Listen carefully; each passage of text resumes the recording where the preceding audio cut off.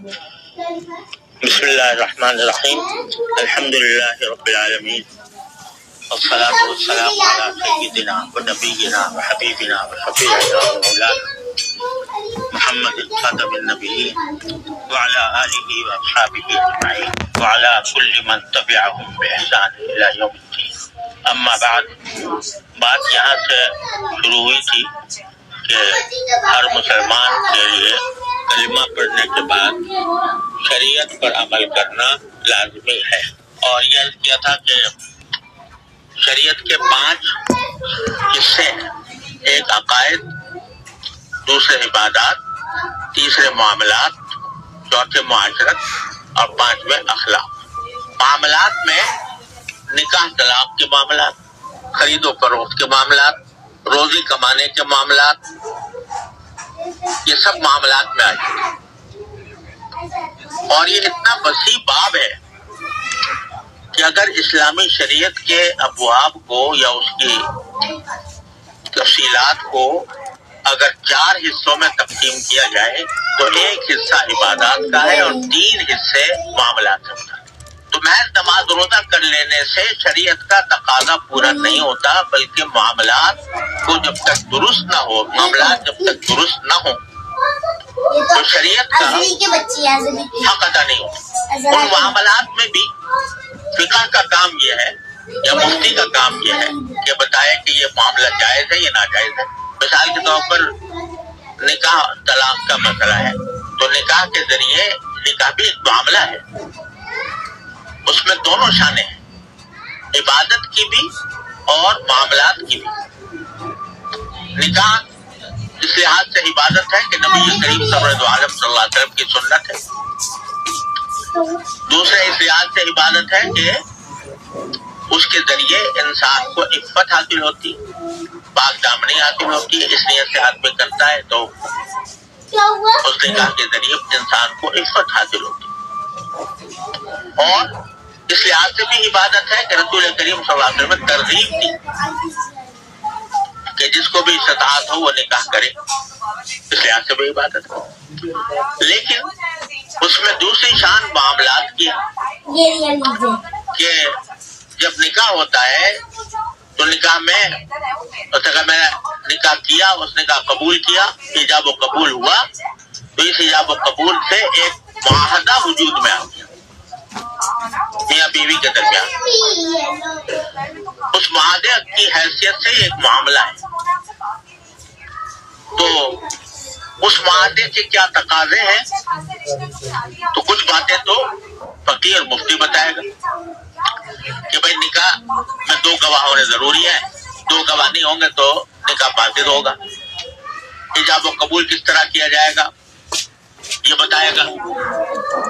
نکاح کے ذریعے جو ہے وہ آپس میں کیسے تعلقات جائز ہے کیسے ناجائز ہے یہ بھی مفتی بتائے گا۔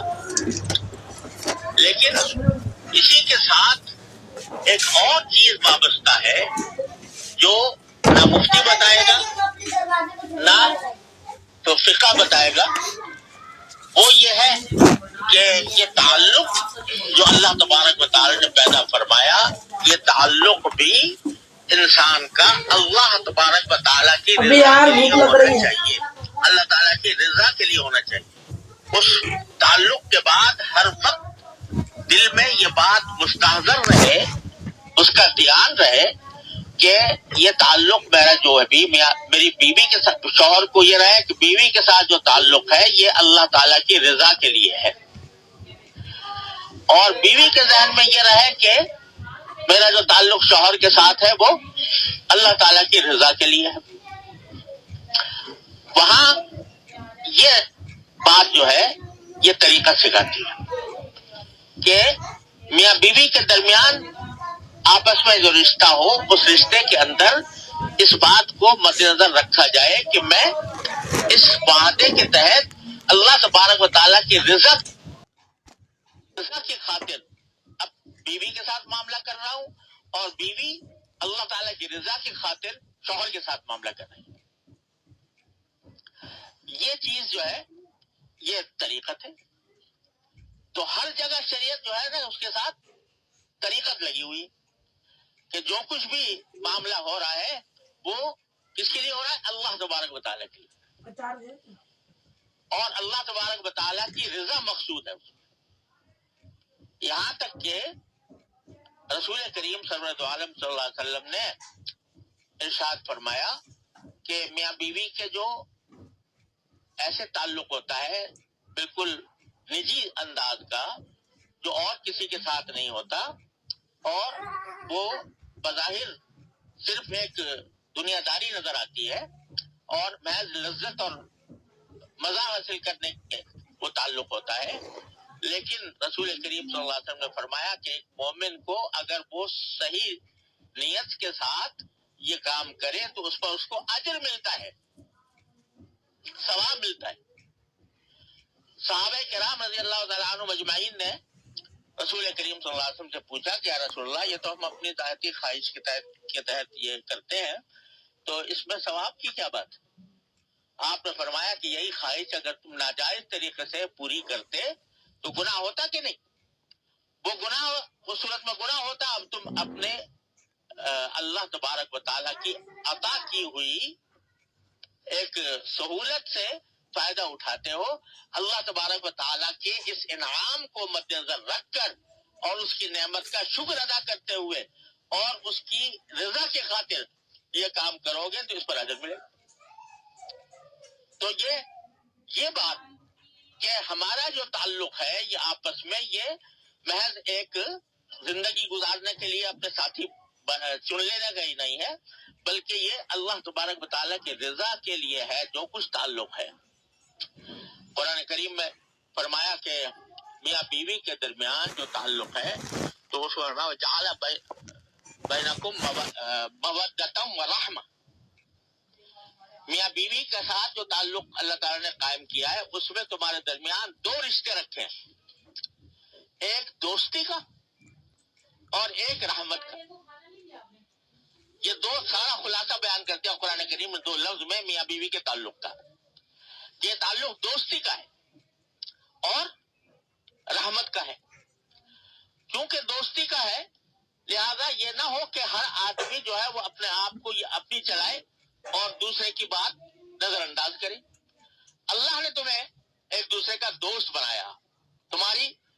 تمہارے نظام کے اندر یہ بات تمہارے ذہن میں پیوست ہونی چاہیے کہ یہ بیوی میری دوست ہے، اور بیوی کے ذہن میں یہ ہونا چاہیے کہ شوہر میرا دوست ہے. کیونکہ دوستی ہے آپس میں، اس لیے اس دوستی کو کوئی گزند نہ پہنچے، اور گزند نہ پہنچنے کے لیے یہ ہوگا کہ اگر کسی وقت طبیعت میں خلاف طبع بات دوسرے کی طرف سے ہو گئی ہے تو رحمت کا معاملہ. کیونکہ جب دو دوست زندہ ایک ساتھ زندگی گزارتے ہیں تو اس میں طبیعت کے خلاف بھی امور صادر ہوتے ہیں. دو آدمی بالکل ہمیشہ ایک جیسے تو نہیں ہوتے، ایک جیسا مزاج بھی نہیں ہوتا، تو تکلیفیں بھی پیش آتی ہیں. جب تکلیف پیش آئے تو فرمایا کہ پھر رحمت، اب معاملہ جو ہے وہ رحمت کا ہوگا، یعنی رحمت کا معاملہ کرو اور اس کو اپنے دوستی کے جو رشتہ ہے اس دوستی کے رشتے کو قائم رکھنے کے لیے تمہارے اندر رحم کا مادہ ہونا چاہیے. رحم کا مادہ ہوگا تو اگر کسی طرف سے کوئی زیادتی بھی ہوئی ہے تو اب وہ درگزر سے کام لے گا، تحمل سے کام لے گا. یہاں یہ بھی سمجھ لے کہ دوسری جگہ قرآن کریم نے فرمایا الرجال قوامون علی النساء، کہ مرد جو ہیں وہ نگراں ہیں خواتین کے، یہ فرمایا. تو شوہر کو قوام بھی بنایا، نگراں بھی بنایا، لیکن نگراں کا مطلب کچھ اسی قسم کا ہے کہ جب رسول کریم صلی اللہ علیہ وسلم نے ارشاد پر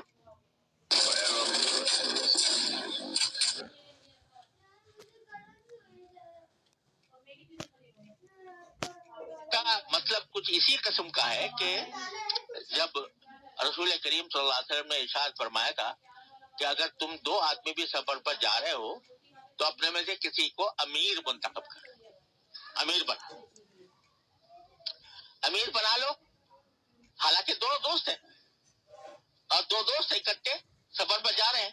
سرکار دو عالم صلی اللہ علیہ وسلم فرماتے ہیں کہ ایک کو امیر بنا لو تاکہ اگر کسی جگہ ایسا مسئلہ پیش آ جائے کہ بھئی جس میں دو احتمال ہیں کہ یوں کریں یا یوں کریں تو پھر امیر کا جو فیصلہ ہے وہ آخری ہوگا.